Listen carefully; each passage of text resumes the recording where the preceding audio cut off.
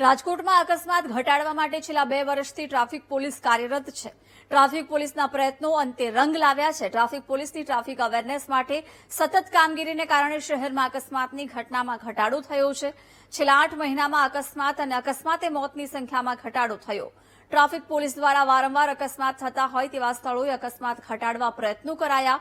સાથે જ લોકોને wrong side, over speed, helmet સહિતના નિયમોની સમજણ આપવા ઝુંબેશ ચલાવાઈ, જેના ફળ સ્વરૂપે શહેરમાં અકસ્માતની ઘટનામાં ઘટાડો થયો છે.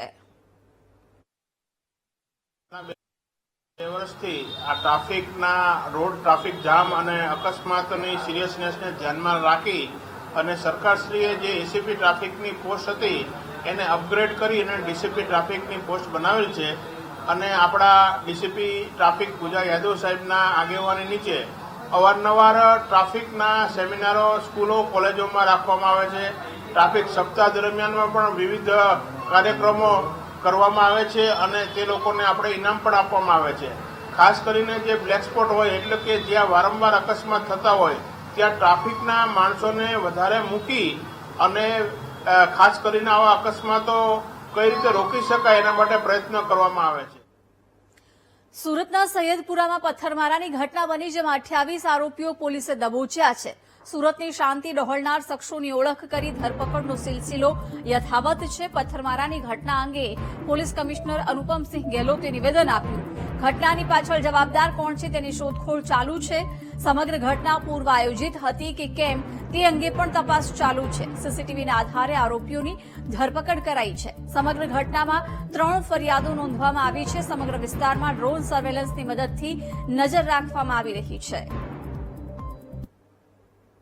જો લોકો ત્યાં ભેગા થઈને જોઈએ પછી તો આર્ગ્યુમેન્ટ થયા અને પથ્થર મારવા જો ચાલુ કરે અને પછી પોલીસે આ ટોળાને વિખેરવા માટે જો કાર્યવાહી કરી જોઈએ.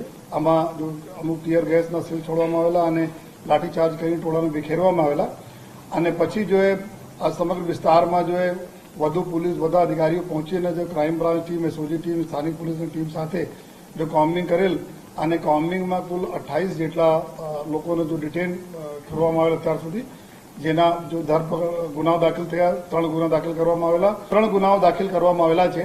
પહેલા ગુના જો દાખલ થયા છે આ જો 6 જો જુનાઇલ એક્ટ પ્રમાણે જો નાના બાળકો છે એના વિરુદ્ધમાં જો પથ્થર માર્યા હતા, એના વિરુદ્ધમાં રાઇટિંગ વિથ કમ્યુનલ મતલબ કોઈ બીજાને જો ધાર્મિક ભાવના ઉશ્કેરણીને જો સેક્શનો છે એના હિસાબથી જો બીએનએસના 189(1), 189(2), 192, 98 જો નયા કાયદા પ્રમાણે દાખલ કરવામાં આવે છે. જૂના કાયદા પ્રમાણે આમાં નટ સેલ્ફ ડેફિનેશન કહીએ તો રાઇટિંગ અને ધાર્મિક લાગણી દુભાય એવા કૃત્ય કરવાના છે.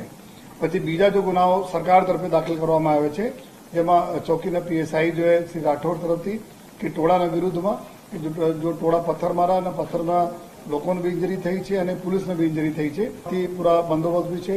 ગઈકાલ રાતે એમનો ડ્રોનનો બી ઉપયોગ ચાલુ છે. અત્યારે બી ડ્રોનના ઉપયોગથી પૂરા એરિયાના પૂરા સર્વેલન્સ કરવામાં આવી રહ્યા છે. સંપૂર્ણ શાંતિ છે એરિયામાં, પોલીસ ડિપ્લોયમેન્ટ છે, રાબેતા મુજબ લોકોનો લાઈફ ચાલે છે. અને જેટલા બી હું બધાને ખાતરી આપું છું કે જેટલા બી આમાં ગુનેગારો હતા, જેટલા બી લોકો આમાં સામેલ હતા, તમામ લોકોને ઉપર કડકના કડક પગલાં લેવામાં આવશે.